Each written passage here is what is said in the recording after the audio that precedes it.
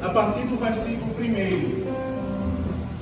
Evangelho de Jesus Cristo, segundo escreveu Mateus, capítulo 1, capítulo 3, a partir do versículo 1. Diz assim: E naqueles dias apareceu João Batista pregando no deserto e dizendo: Arrependei-vos, porque é chegado o reino dos céus.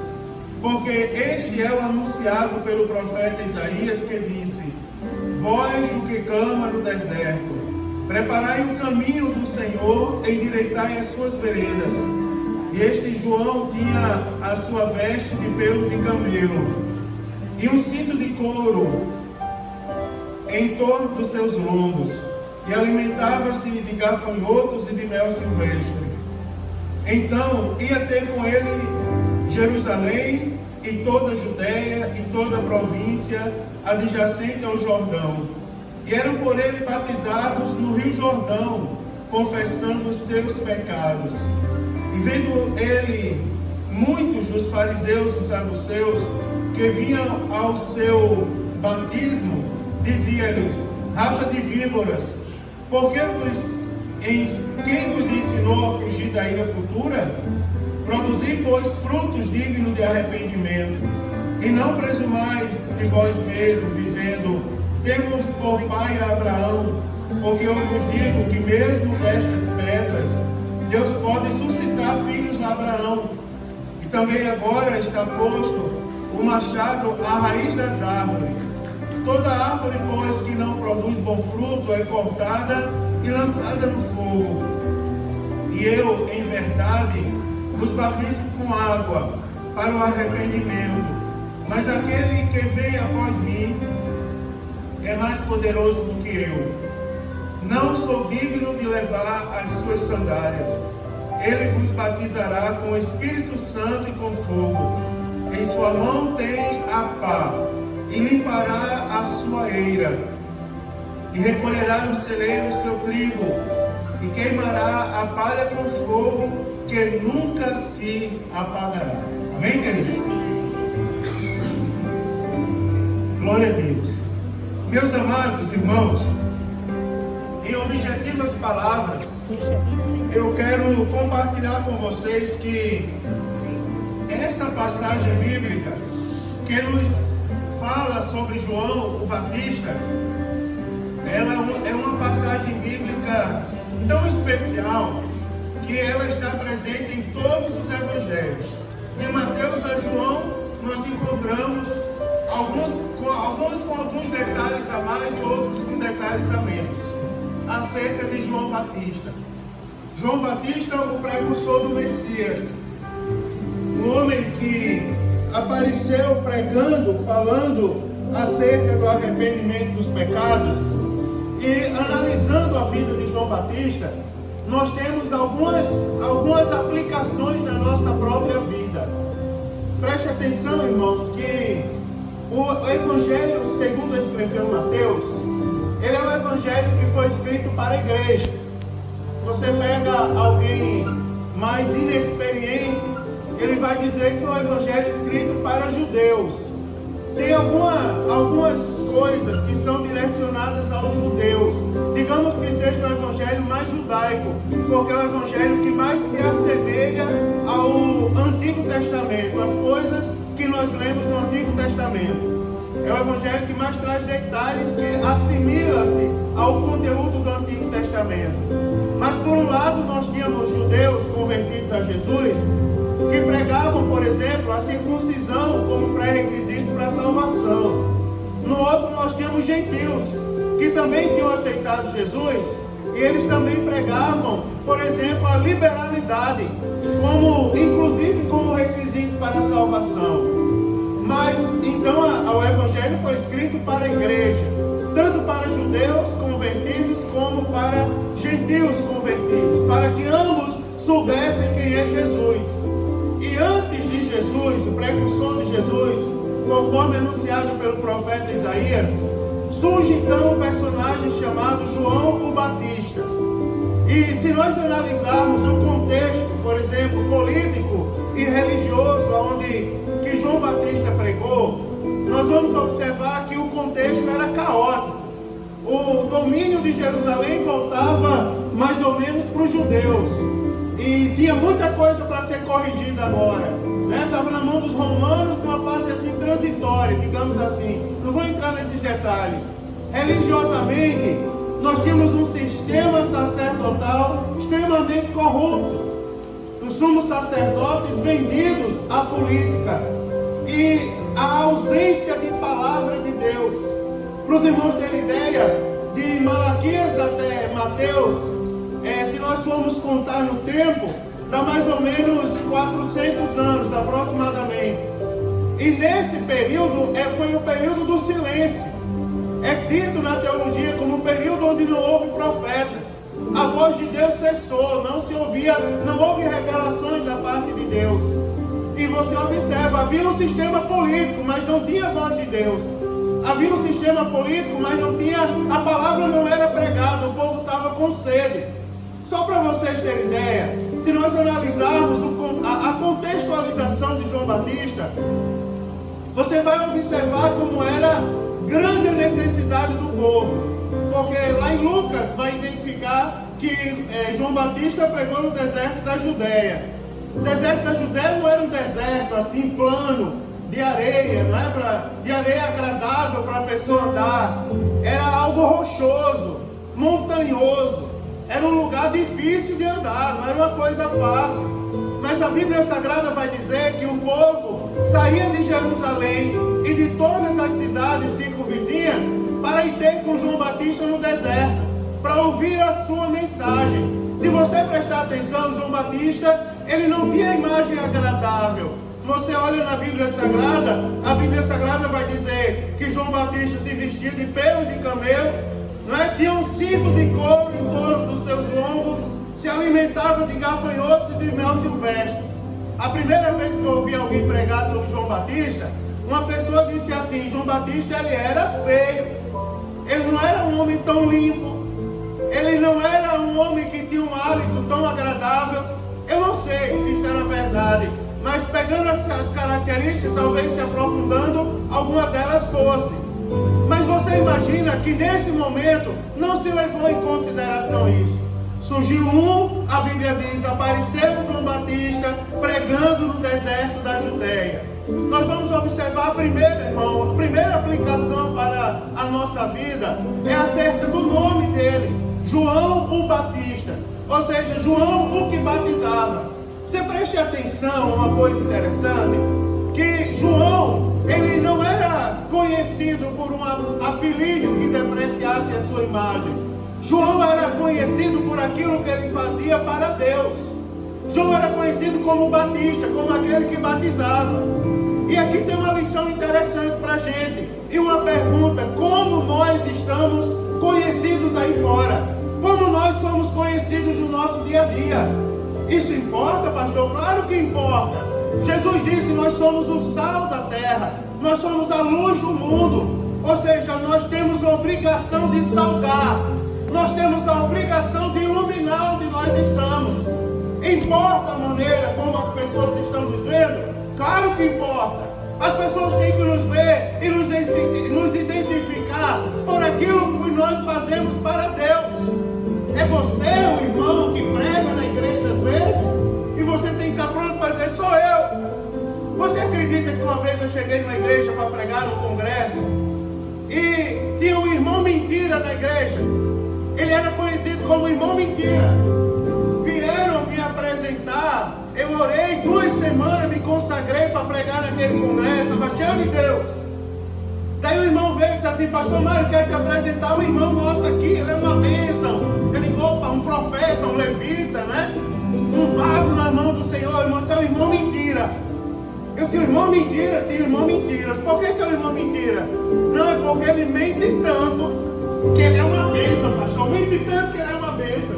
Ele tem assim, né? É a atração da nossa igreja. Eu disse: mas que declínio espiritual. Não é? Eu pensei que a atração da igreja era Jesus, o Espírito Santo que não operava. Mas é o irmão mentira. Aí no final do culto, eu disse: depois eu conheço esse irmão. No final do culto, o irmão veio falar comigo. O culto foi uma bênção, graças a Deus. Depois ele veio falar comigo. Aí disse assim: irmão, eu estava ali olhando, estou admirado com o irmão, porque quando o irmão pregava, Deus derramava uma glória tão grande que eu dava cada pulo que passava do teto dessa igreja pulando. Daí eu olhei nos olhos dele e disse: você que é o famoso irmão mentira? Aí ele disse: vem cá, abençoado, porque eu quero orar por você, para Jesus lhe libertar dessa mentira. Porque crente não pode ser conhecido por coisas do mundo. Crente não pode pegar a pessoa, o crente mentira, o crente depravado, o crente chamador de palavrão, não é o crente que maltrata a família, o crente que vive em pecado. Não, irmão, isso foi passado, isso foi lançado no mar de esquecimento. O que está em Cristo, nova criatura é. As coisas velhas passaram, tudo se fez novo. João era conhecido por ser um batista, porque ele batizava as pessoas. O velho homem morria, agora nascia um novo homem.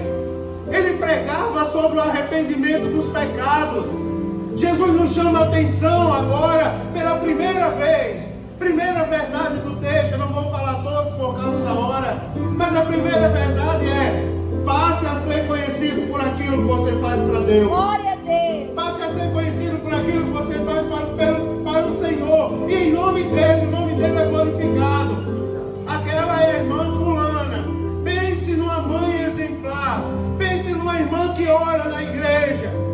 Pense numa irmã que edifica a sua casa. Aquele homem ali é um santo homem de Deus. Quem se aproxima dele, ele conduz a presença de Deus. Quem se aproxima dele, ele ora e Deus opera um milagre. Está na hora de mudar. Está na hora de ser conhecido pelas coisas do alto, pelas coisas do céu. Não é verdade, irmão? Está na hora de voltar a ser conhecido pelas coisas de Deus. Porque tem uma coisa na vida de João, é que João não era bem aparentado. O lugar que João pregava, você imagina, nos templos que deveria haver a palavra de Deus, não tinha mais a palavra de Deus, não tinha mais a presença de Deus.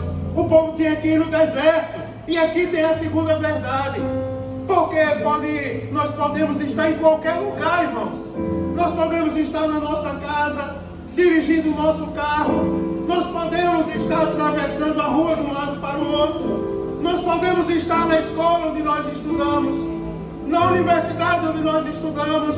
Mas a presença de Deus precisa estar conosco naquele lugar. Nós precisamos fazer a diferença naquele lugar. Na verdade, eu tenho que dizer, as pessoas precisam sentir a presença de Deus. Tem um intervalo do almoço, elas precisam desejar estar em sua volta.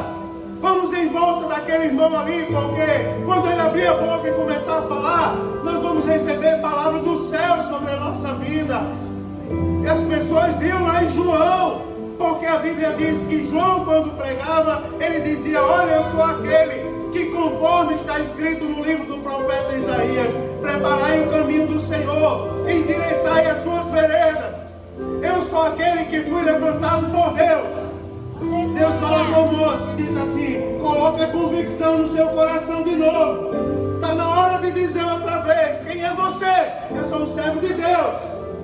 Quem é você? Eu sou comprado, lavado, remido pelo sangue precioso de Jesus Cristo.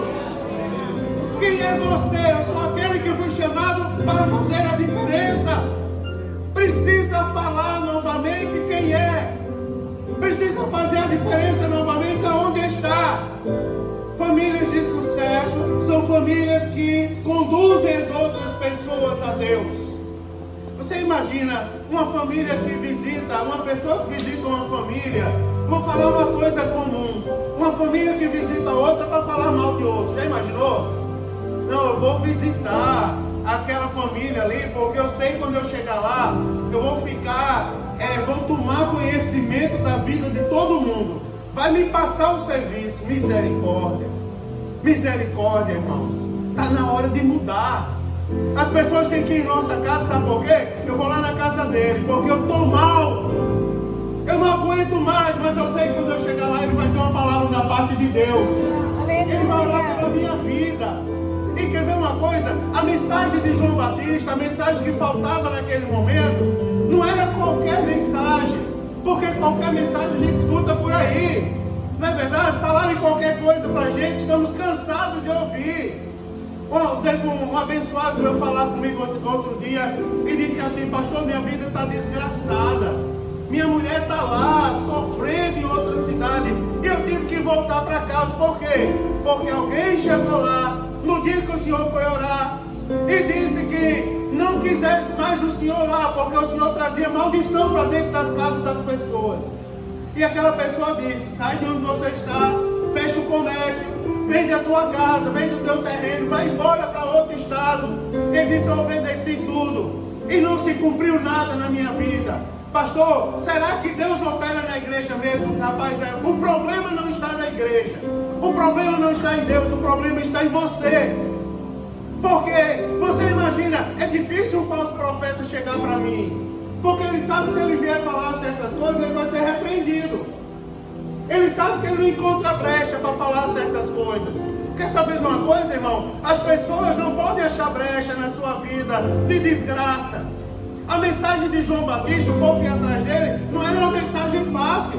Você imagina, iam atrás de João, o precursor do Messias, para ouvir uma palavra de cura, para ouvir uma palavra de libertação, para sair feliz, porque pensavam que João ia jogar confete para eles. Você é lindo, maravilhoso, está com a roupa maravilhosa. Quando chegava no deserto, terras rochosas, montanhas para subir, um esforço danado. Daí a Bíblia diz que João olhava para eles e dizia: arrependei-vos e convertei-vos, porque é chegado o reino de Deus. Você imagina, a mensagem não era fácil. E o povo ia lá, estava faltando, João, alguém tivesse coragem e dissesse: ainda precisa de arrependimento, arrependimento ainda precisa ter, não pode dar passo para trás. Não, irmão, para de dar passo para trás. O que você usava, deixou de usar, não pode voltar a usar novamente, não pode voltar a ser o que era antes. Não, tem que olhar para Jesus e caminhar rumo ao céu. Tem que melhorar, tem que se aproximar de Deus, tem que ser cheio do Espírito Santo. Agora a palavra é: Deus amou o mundo de tal maneira que Ele mandou Jesus para morrer por nós. Jesus veio morrer por nós, por mim e por você. Agora tem uma coisa: o pecado bagunçou a nossa comunhão com Deus. Olha que mensagem. Esse pastor é louco pregando isso por domingo. Arrependemos e convertemos.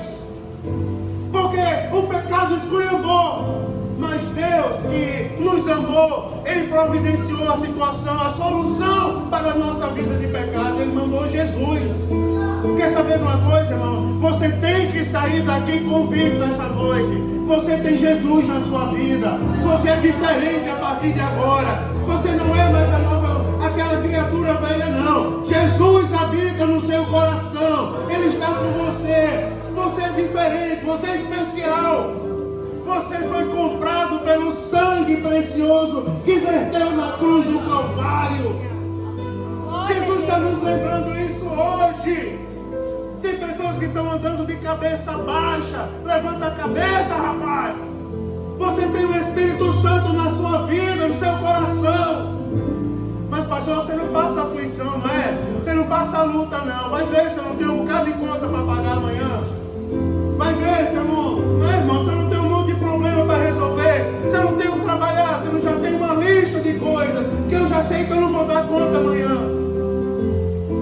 Todos nós passamos por isso, mas a diferença é entre a nossa vida e as pessoas que não têm Jesus é como você está passando.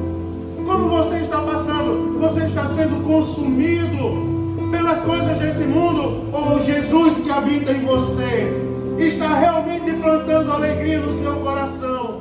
E as pessoas estão olhando para você e dizendo assim: meu Deus, aquele pastor não passa luta, Eduardo não passa luta nenhuma. Porque olha, quem fala com ele, ele ri. Não passa luta nenhuma, vamos orar para Deus mandar luta. Será que é assim? Que o povo olha para a gente e vê a gente andando nas asas do Espírito, vê a gente cheio do Espírito Santo, dando glória a Deus. Aí diz assim: está tudo bem. Vai ver se não estão cheios de problema, vai ver se não estão cheios de dificuldade. Mas por que chegam na igreja e tocam tão bonitos hinos da harpa? Mas por que louvam a Deus com tanto fervor? Mas por que a gente olha e não identifica os problemas? É porque quem tem Jesus, irmãos, Ele não vai refletir trevas. Quem tem a luz não reflete trevas. Quem olha para ele vê luz. Mas trabalha tanto, mas olha e vê luz, vê coisa diferente. Mas chora tanto, é um sofrimento tão grande, mas ainda abre a boca, rege o conjunto, dá glória a Deus. Anda com a Bíblia embaixo do braço, não perde um culto. É porque quem tem Jesus tem tudo. Quem tem Jesus, as aflições desse mundo não são suficientes para calar a nossa voz. Aqui tem vários exemplos de pessoas que chegaram doentes nessa igreja, chegaram enfermos. Aqui tem pessoas que tinham 0,5% de chance de viver, mas viveram, estão aqui dando glória a Deus. Semana passada, cadê a irmã Maylene? Maylene está lá, com Samuel. Ela disse, chegou na quinta-feira aqui, na quinta passada inclusive, chegou aqui com uma dor muito forte no braço e com a possibilidade de piorar a dor. O diagnóstico não era favorável, mas de repente, quando menos percebeu, estava com a mão para cima, dando glória a Deus e aleluia. Aleluia, glória a Deus. E procurou a dor, cadê a dor? A dor passou. Foi o que aconteceu, o organismo dela reagiu. Glória a Foi o que Deus. aconteceu, o sangue ficou mais vermelho. Não, irmão, é porque neste lugar habita o Espírito Santo de Deus e Ele tem poder para curar neste lugar. Ele ainda cura, Ele é real. Ele está aqui no nosso meio. Agora veja que a mensagem de João era dura. Ele olhava e dizia assim, olha, arrependemos e convertemos, porque é chegado o reino de Deus. Ou seja, se aproxime de Deus enquanto é tempo. Porque Jesus está voltando, irmãos. Vai chegar um dia que vão procurar essa igreja. Pastor, o senhor já falou isso outra vez, mas eu vou falar de novo. Não é tempo de nós brincarmos com a nossa condição de salvos, porque Jesus está às portas. Você imagina, Ele vai voltar. Um dia ouviremos o toque da trombeta. Aleluia. Nós iremos morar na eternidade com Ele e eternamente adoraremos o seu nome. Agora Jesus manda fazer o convite. Todos têm que estar lá. Todos têm que estar lá, porque a Bíblia diz que João olha, identifica fariseus e saduceus, homens que pregavam contra ele, religiosos que andavam conforme as suas próprias convicções. Quem vos ensinou a fugir da ira futura? Não é? Quem ensinou a produzir os frutos de arrependimento? Aí ele diz assim, e não presumais em vós mesmos, temos por pai Abraão. Ou seja, somos de um grupo especial. Irmão, a igreja é tão interessante, porque na igreja a gente tem diáconos, doutores, servindo pessoas que nunca foram à escola. Você observou isso? Na igreja nós temos não um contraste, né? Em nenhum outro lugar você vê isso. Na igreja você tem pessoas que nunca estudaram, que aprenderam a ler, lendo a Bíblia Sagrada, pregando para as pessoas mais intelectuais que possa acontecer. Quem vos ensinou? Vocês estão presumindo e vocês mesmos são filhos de Abraão? Vocês são de um grupo especial? Nunca esqueça que quando Jesus voltar, Ele vem buscar toda a igreja. Ele não vem buscar um grupo específico, privilegiado. Não, irmão. Ele vem me buscar. Mas Ele também vem te buscar, Eduardo. Ele vem te buscar, Davi. Ele vem te buscar, meu Sidney. Ele vem te buscar, irmão Braz. Ele vem buscar todo mundo. Ele vai levar todo mundo para o céu. Você sabia que até dessas pedras Deus pode suscitar filhos a Abraão? Porque as pedras podem clamar e aceitar Jesus. E se aceitar Jesus, se arrepender, elas também vão morar no céu. Que palavra é essa? Todos vamos herdar a eternidade em Cristo Jesus. Se alguém tentou desfazer isso da sua vida, irmão, está repreendido essa noite. Toda palavra negativa contra a sua vida. Porque às vezes olham para Jesus, já viu que para ir lá nos buscar para aceitar Jesus são poucos que se disponibilizam. Depois que aceita Jesus, não falta profeta para profetizar, para falar besteira, para tentar tirar da presença de Deus. Vamos para aqui, vamos para lá, ali é melhor. Aqui não, meu irmão. Melhor lugar onde Deus colocou, persevera nele. Não vai nem para a direita nem para a esquerda. Foi Deus quem te colocou aí. Glória Glória a Deus. Daí você não deve sair. Ele vai voltar um dia. E a Bíblia Sagrada diz que o machado está em suas mãos. E a Bíblia diz que toda aquela árvore que não der fruto será cortada. Será cortada e lançada no fogo. Mas Ele, aleluia, louvado seja o nome do Senhor. Ele que conhece a nossa voz, né, irmãos? Ele virá, aleluia, aleluia, Ele nos virá para nos levar para a eternidade em Cristo Jesus. A mensagem dessa noite é: você está perguntando, o que eu tenho que fazer na minha vida? Qual é o segredo do sucesso? Qual é a receita, a fórmula da bênção essa noite?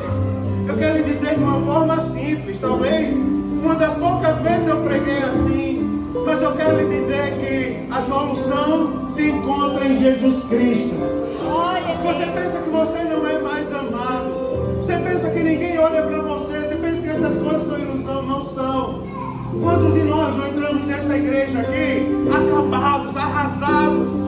Quantos de nós não entramos aqui, irmãos, sem solução mais para a nossa vida? Não tem mais jeito para ele, não tem mais jeito para ela, não tem mais, não é, ninguém olha mais. As pessoas que olham forte da gente desprezam, mas quando tiveram um encontro com Jesus Cristo, a vida mudou por completo. Essa chama não pode se apagar do seu coração. O mesmo Jesus que lhe salvou, Ele se encontra com você. O mesmo Jesus que lhe salvou, Ele está com você essa noite. Ele não lhe desampara. Essa noite Jesus está curando pessoas aqui de problemas físicos. Essa noite Jesus está decretando neste lugar a cura emocional de pessoas que entraram aqui. Nunca mais você vai ter crise emocional. Nunca mais você vai chorar e pensar que alguém está lhe perseguindo. Nunca mais você vai chorar e dizer: eu não tenho nenhum valor. Que conversa é essa? Conversa do outro lado. Jesus está aqui para dizer: você tem um valor. Sabe por que você não pereceu até agora? Porque Ele é contigo. Porque Ele está com você, segurando a sua mão. Você é especial para Deus. E eu vou dizer mais. Eu lembro quando jovem, tinha uma moça que era epilética. Na mocidade que eu dirigia. E um dia a gente foi para o Congresso Geral de Mocidade. Eu fui levar aquela grande mocidade comigo. E ela sentou do meu lado. E o pregador que pregava dizia: essa noite Jesus está curando pessoas de epilepsia aqui nesse lugar. Você nunca mais vai tomar remédio. E ela chorava, segurava minha mão e dizia: Marcelo, segura minha mão, que eu acho que eu vou ter uma crise agora. Falei: você não vai ter crise, em nome de Jesus. Jesus está te curando agora. Em nome de Jesus. Aleluia. A incredulidade que havia no seu coração vai sair e você vai contemplar a cura de Deus sobre a sua vida. Aquela moça hoje é minha missionária, serve a Deus na África, vai para lá pregando a palavra de Deus. Aleluia. Nunca mais teve um ataque, nunca mais teve que tomar um comprimido. Naquele dia Jesus curou ela. Jesus está aqui essa noite para libertar. Eu não estou mandando ninguém parar de tomar remédio. Eu estou dizendo que Jesus está aqui essa noite para libertar, para esmiuçar as correntes, colocar os ferrolhos por terra. Quem sabe alguém veio mal-humorado para cá. Eu vou para a igreja, mas eu não gostaria de ir. Mas agora você está descobrindo que a igreja é o melhor lugar para você estar. Você está aqui porque Jesus lhe trouxe. Você está aqui porque Ele tem um plano na sua vida. Você está aqui porque Ele te separou para mudar a sua história.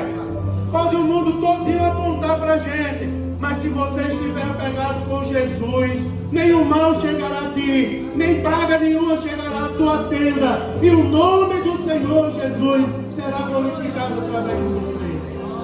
Quero orar pela sua vida agora. Quero orar pela sua vida, pela sua casa, pela sua família. Coloque-se de pé nesse momento. Eu quero orar por você.